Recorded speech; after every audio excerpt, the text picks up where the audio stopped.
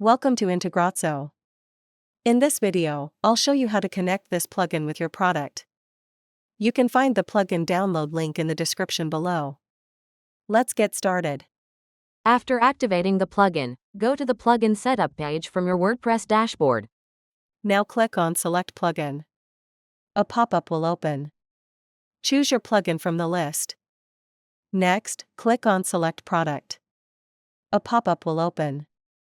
Choose your product from the list. After selecting both, click on the Save and Next button.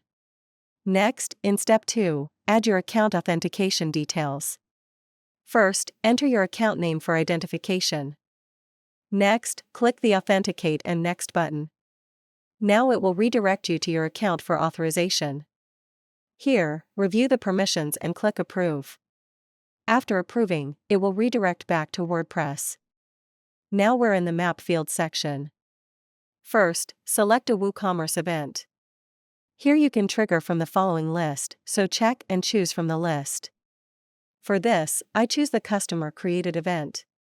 After selecting both, click on the Save and Next button. Now the field mapping area will open. On the left side, the WooCommerce fields will appear, and on the right side, the product fields will appear. Here, simply map the fields.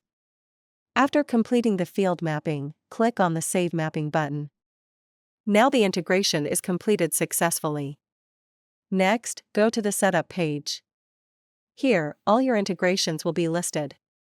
You can enable or disable any integration using the toggle button. Next, click on the Logs tab at the top.